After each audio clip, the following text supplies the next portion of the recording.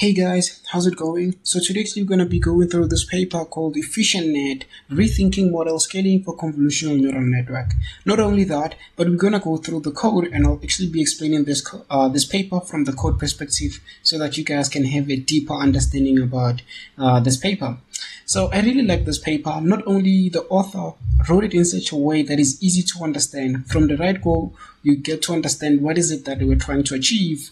And also they tried by all means to explaining their reasoning, their intuition, providing proofs of why actually scaling these models from different dimensions does provide a better performance. So we're going to go through this and I'll explain it in more detail. So without wasting any time, let's get into it. I'm sure at some point, if you have trained convolutional neural network models, you might have realized that actually if you increase number of layers, you might have actually got a better accuracy, or maybe you tried to play with the resolution size, the image size, or maybe sometimes you played with like the number of channel, the width, and you realize that, I can actually get a better accuracy. So not only that, but also looking at the previous papers, it has always been the case that multiple researchers have tried to tune these dimensions manually and in order to kind of like squeeze that performance. So because of that, the author asked themselves if can we actually balance this dimension scaling of depth and width resolution to get a better performance. So what they did was to propose a new scaling method that uniformly scale all dimensions of depth, width, resolution, using a simple yet highly effective compound coefficient, which we're going to explain in more detail.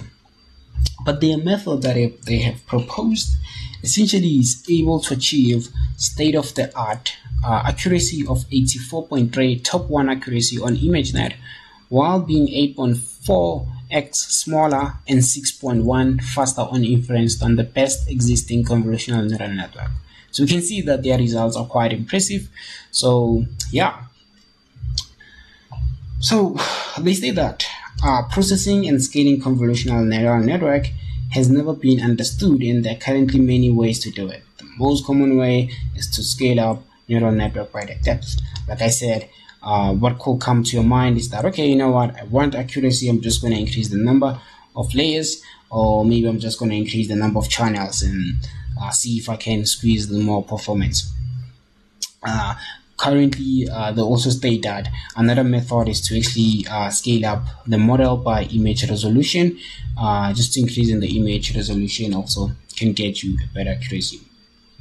So they state that it is common to scale only one of the 3 dimension, depth, width, image size, though it is possible to scale 2 or 3 dimension arbitrarily. So because of this, their study shows that it is critical to balance all dimensions of network depths, and surprisingly, such balance can achieve by simply scaling each of them with a constant ratio, right? So based on the observation, they proposed yet compound scaling method. So what is this compound scaling? I just want to kind of give you guys the definition of this before we kind of continue with this. So we can think of compound scaling method as a method that involves scaling multiple dimensions of the neural architecture simultaneously, right? For instance, let's say here we have depth, right? We have depth, then we have width, then we have resolution, right? And we're gonna have alpha here, so we're gonna have I think beta here, then we're gonna have I think gamma here, right? What are these things? We can think of these things as scaling coefficient. Yes, these are scaling coefficient. And then we have phi here for each of these dimensions. We have phi, and we can think of phi as a compound scaling parameter. So that controls the size of the neural architecture overall. So essentially, if we increase phi, we increase the overall neural architecture, right? But we still maintain the balance between these dimensions here, right? And this makes sense. Why am I saying that? It's because you can imagine that, let's say you have an input image, right? And if you increase the dimension of the input image, for you to kind of like capture the receptor field, you're gonna have to increase the depth, right? For you to capture the more fine-grained patterns, then you're gonna have to increase the width. So the point that I'm raising here is that you need to adjust these dimensions across, right? And this is what compound scaling in this paper they're referring to. So now going straight to the compound scaling problem formulation. So we're told that here a convnet layer I can be defined as a function of yi equals to fi taking xi, where fi is the operator and y is the output tensor, and xi is the input tensor with the shape of height, width, channel. Yes, it makes sense because height and width are the spatial dimensions and C is denoting the channel dimension. Okay, then the convnet can be represented by a list of composed layers. Yeah, makes sense. In practice, convnet layers are often partitioned into multiple stages on only layer, and all layers in each stage share the same architecture. Okay, so but in simple terms, essentially you can think of like we have an image like so. Then we have convolution operations in the middle, right? Convolution operation, right? So here you can think of like we have filters, we have strides, etc, right? Then we have the output like so. Okay, so essentially each layer takes output from the previous layer, right? Like, you know, your input is gonna be the previous layer output. Okay, so okay, that's that. But what does this take us? So they state that unlike a regular convnet design that mostly focus on finding the best layer architecture, okay, model scaling tries to expand the network length with width and resolution without capturing I think this refers to the layer architecture, predefine the baseline network. By fixing this layer architecture, model scaling simplify the design problem for a new resource constraint, but it still remains a last design space to explore these three dimensions for each layer. In order to further reduce the design space, we restrict all the layers must be scaled uniformly with constant ratio. So essentially in this case, what they're saying is that, okay, we're gonna fix the layer design, right? So most of the papers, they try to find the best layer design. But now if we focus on this thing called Fi, which is denoting the layer design, then the search space is gonna be huge, right? So instead, what we can do is that we can focus on, we can explore a few dimensions such as this Ci and H and W. So that's what they mean in this case. Given that the author have reduced their search space, or rather the design space, to a few subset of dimensions, this include resolution, width, and depth. So let's look into these dimensions in more detail. So the first one is going to be the depth. So essentially, you can think of depth as how deep you want to go in with the model. So we usually call these deep neural network. So it has been proven that deep neural network actually can capture richer and more complex features, and they can actually be able to generalize well. But the more deeper the model is, essentially we tend to face this problem called vanishing gradient, especially when we're training these models. So we introduce new solutions like skip connections. Essentially we can think of these techniques as they help us to be able to not face the problems such as vanishing gradient. Also, I think batch normalization alleviate the training problems that we face with deep neural networks. Okay, then we have width dimension. So this is also commonly used, especially when we're training small models. The intuition with wider network is that they tend to be able to capture more fine-grained features and are easier to train. But why is it that they're able to capture fine-grained features? It is because each channel is able to learn a set of features that are relevant to the task at hand. So that's why they're able to also capture fine-grained features. The authors state that, however, extremely wide but shallow networks tend to have it difficult in capturing high-level features. That's because of we only focusing on like all those edges, right? But then we lose that bigger picture. So hence we need to have the right balance so that we can actually capture our high level features also, not only these fine grained features like edges and stuff like that. Okay. The third dimension is the resolution. They state that with higher resolution input image, we can capture more fine-grained pattern starting at this dimension, and modern convolution tend to use this. So they're only showing that also increasing the dimension of the image tend to have a better accuracy. So they also state that the G-pipe model that was introduced in 2018 achieved state-of-the-art accuracy using 440 resolution of image, which was quite high, but they're still able to achieve it. Okay. And one thing that I like here is that they also show these results from here for each dimension. So we can see that with the width, the more you increase the width, you increase the accuracy. So the accuracy is 10 to high. But there is some point whereby the width knows the accuracy start to kind of like decline a little bit. Then they also show the same thing with the depth. Then they also show the same thing with the resolution.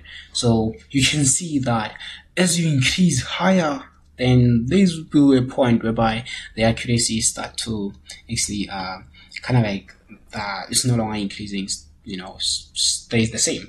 And this is what they also observe. They state that scaling up any dimension of network with the improved accuracy, but the accuracy gain diminishes for bigger models. Okay, so that's what they state. So now looking into the compound scaling, right? So scaling all of these stuff, all of these dimensions that simultaneously, that's what now we're looking into. So they state that we empirically observe that different scaling dimensions are not independent, right? Intuitively, for high dimension image, we should increase the network depth such that large resolution, large receptive field can help capture similar features that include more pixel in bigger image. And I think this actually makes sense because obviously, like, we can't like just increase the image and like just leave other dimensions unchanged, because now that is not gonna be a good scaling, right? But if now we actually increase the resolution, then we have to increase the depth, we have to increase the width, and this actually help the model to be able to learn better. We'll be scaling everything. That's what it means essentially. So we can get good results. So yeah, but that's the point. So they state that to validate our intuition, we compare the scaling under different network depth resolution as shown in figure 4.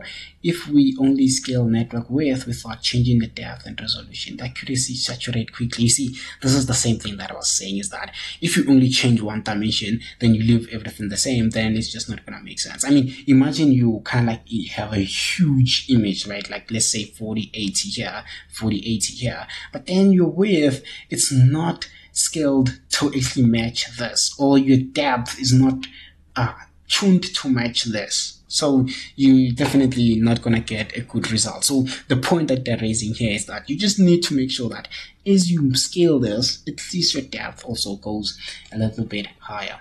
Okay, so they state this in their observation. They state that in order to pursue better accuracy and efficiency, is critical to balance all dimensions of network with depth and resolution during the network connect scaling.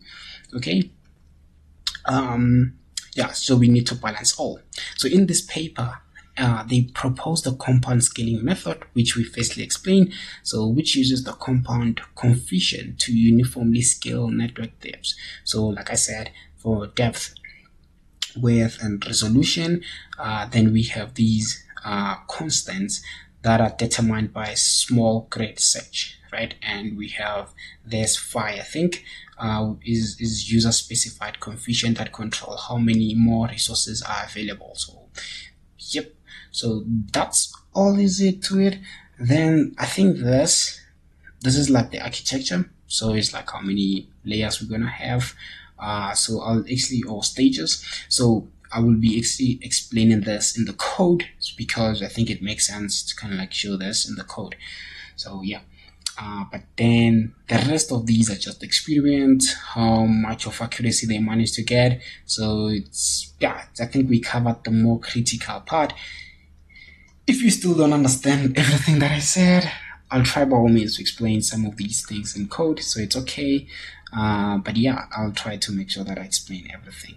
But essentially, that's the point. It's just about scaling these resolution and seeing what happens. So I really like this paper.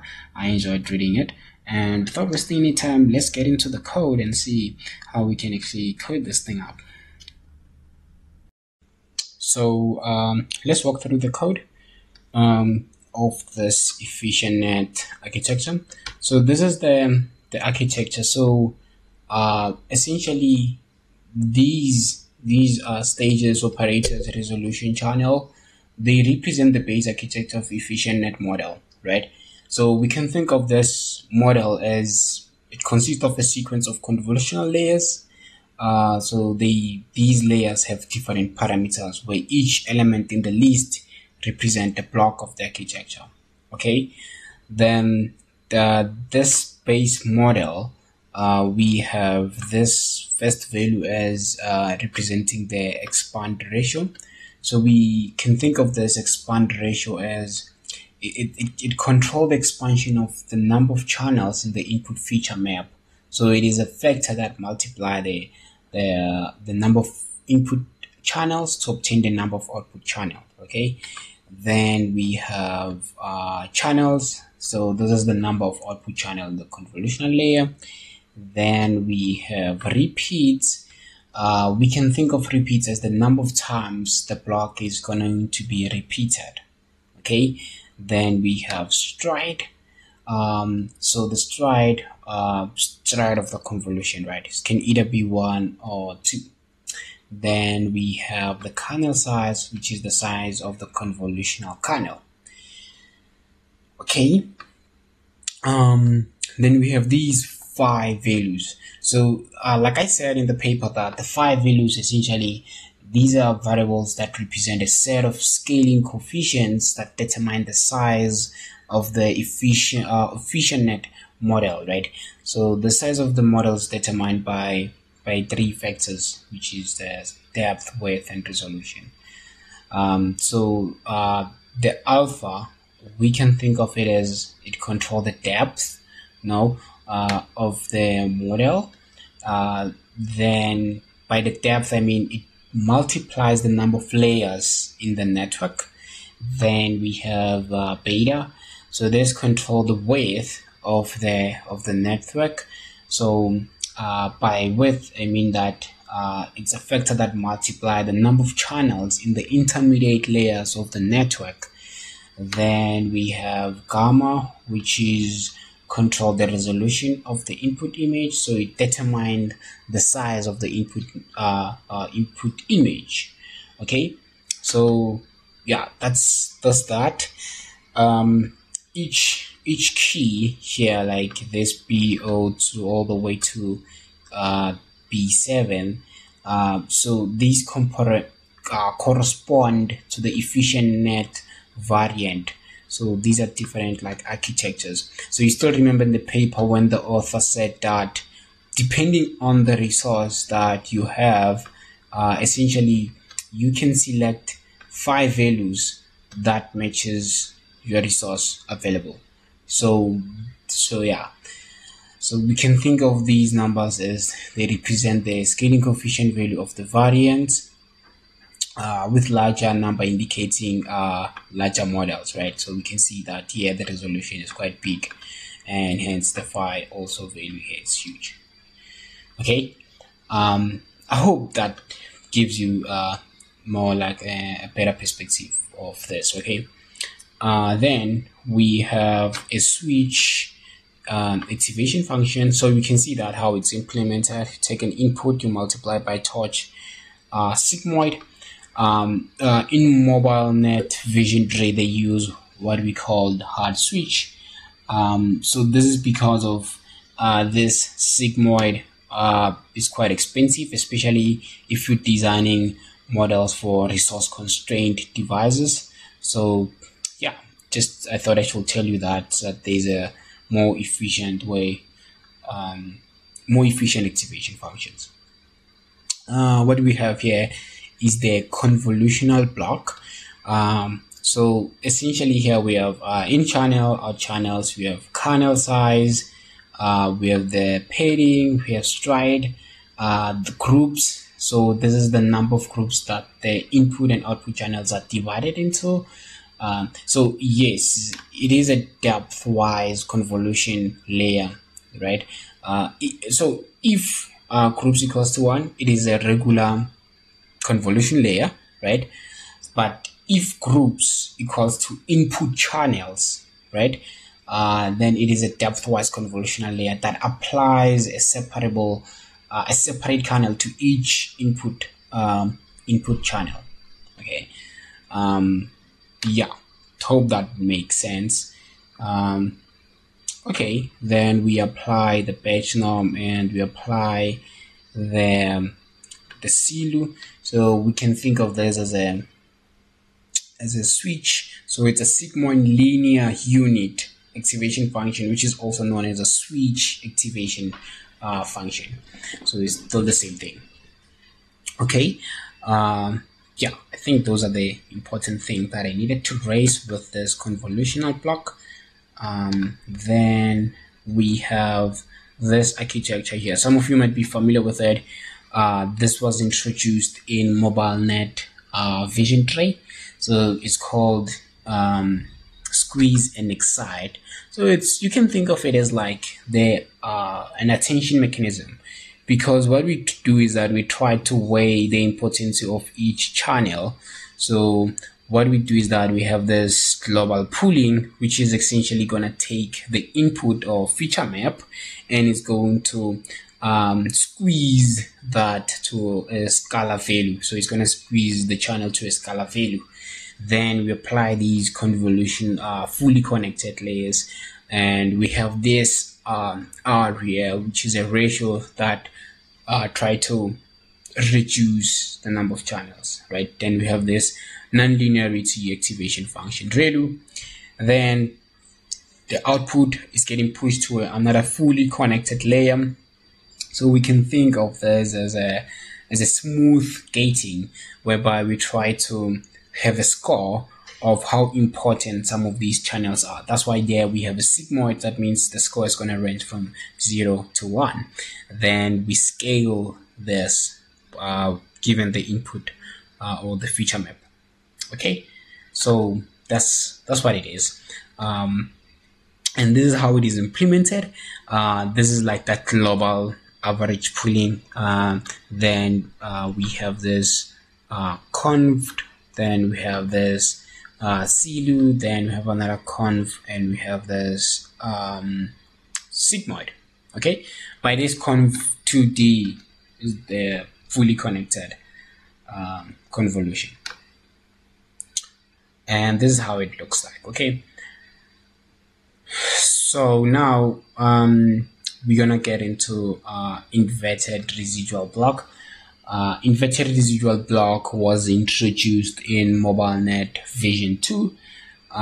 So the main idea with inverted residual block was that we think that for you to get more information, like information essentially is it's embedded like within like huge feature maps, but that huge feature map only, let's say you have like 128 of channels, and only 3 channels from 128, only 3 hold important information, right? So why don't we then have 3 channels? Why do we have to create 128 channels, right? So the author asked themselves, okay, let's do that and see what will happen. So they squeezed the dimension of the channels, but then they took that, they pushed it towards a ReLU. Then what they realized was that there was information loss, because ReLU was just gonna because of its set all the negative values to 0. So, and all the non-negative values to be the same, whatever they are. So now, from their loss perspective, what they realized was that the loss was increasing. So the more the dimension decreased, then the loss was increasing.